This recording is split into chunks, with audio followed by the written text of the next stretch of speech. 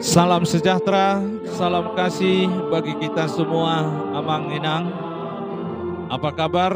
Semoga hari ini kita semua di dalam keadaan sehat selalu dalam perlindungan Tuhan.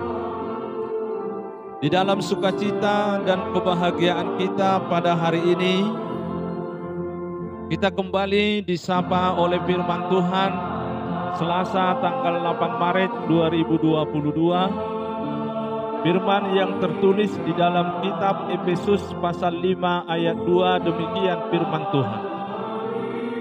Dan hiduplah di dalam kasih, sebagaimana Kristus Yesus juga telah mengasihi kamu dan telah menyerahkan dirinya untuk kita sebagai persembahan dan korban yang harum bagi Allah. Dan hiduplah di dalam kasih, sebagaimana Kristus Yesus juga telah mengasihi kamu dan telah menyerahkan dirinya untuk kita sebagai persembahan dan korban yang harum bagi Allah. Molo di bahasa Batak didok, jala parangehon hamuma ha holongoni songon Kristusi nama kaholongi hamu jala dilehod do diri na humokop hita gabi silua jala pilihan bain uap na khusus tu debata disido ianggo sahakna.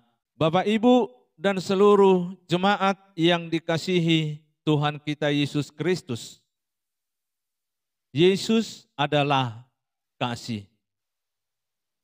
Apa yang dimaksudkan hidup di dalam kasih? Hidup di dalam kasih adalah hidup dengan rasa bersyukur, merendahkan hati, tunduk dan taat kepada perintah Allah, penuh kelemah lembutan, murah hati, dan kasih itu tulus tiada batasnya. Tuhan telah mengajarkan dan membimbing kita agar hidup dalam kasih. Karena kasih itu merupakan gambaran kerajaan Allah di dunia ini. Sebagaimana kasih Allah yang telah memberikan anaknya Yesus Kristus agar dunia ini hidup dengan kasih. Yang mendapat bagian di dalam kerajaan Allah adalah orang yang melakukan kasih Kristus di dalam hidupnya. Praktek kasih bukan hanya sekedar ucapan semata, akan tetapi merupakan perjuangan hidup di dalam Tuhan dan terhadap sesama. Perkataan, tingkah laku, penampilan, pelayanan harus mengarah kepada kasih Kristus yang membawa setiap orang kepada damai sejahtera dan sukacita. Jemaat yang terkasih, bagaimana kita orang Kristen mampu menaklukkan keinginan dunia ini dengan kasih? Situasi dunia sekarang ini sudah dipenuhi dengan sandiwara dan kebohongan. Manusia lebih memikirkan diri sendiri dan kesenangan sendiri. Dan itu sudah terjadi. Sadar atau tidak sadar, kita mungkin sudah berada di kawasan tersebut. Pada umumnya melawan dosa bukanlah hal yang mudah dan gampang. Harus butuh proses dan waktu. Terlebih butuh penopang, yaitu Roh Kudus. Filipi 4 ayat 13 dikatakan di sana, segala perkara dapat kutanggung di dalam Dia yang memberi kekuatan kepadaku.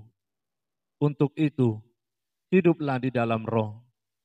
Dengan tuntunan Roh Kudus kita mampu untuk berbuat kasih, menjauhkan segala bentuk kejahatan seperti percabulan, keserakahan, perkataan yang kotor dan kosong, perkataan yang sombong, sembrono. Dan perlu untuk diingat bahwa kejahatan tidak akan pernah mendapat bagian di dalam kerajaan Allah. Sebab itu, janganlah bersahabat dengan kejahatan. Yesus Kristus sudah menjadikan kita anak-anak terang. Amin, kita berdoa. Terima kasih Tuhan, kami telah mendengarkan firman-Mu pada saat ini. Tuhan telah mengajari kami supaya kami hidup di dalam kasih terhadap Tuhan dan kasih terhadap sesama. Karena itulah praktek hidup kerajaan surga di dunia ini.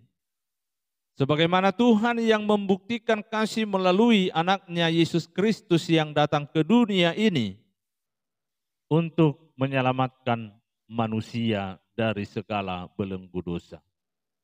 Terima kasih Tuhan, pakailah hidup kami, pakailah seluruh pekerjaan kami sebagai alat Tuhan untuk mempraktekkan kasih terhadap sesama manusia dan juga terhadap Tuhan. Di dalam satu hari ini kami serahkan hidup kami kepada Tuhan. Tuhanlah yang bersama dengan kami. Hanya dalam nama anakmu Yesus Kristus kami berdoa dan mengucap syukur. Amin. Anugerah Tuhan kita Yesus Kristus, kasih setia Allah Bapa, dan persekutuan Roh Kudus menyertai kita. Amin. Demikianlah Bapak Ibu renungan yang menyapa kita pada saat ini. Tuhan memberkati kita. Shalom.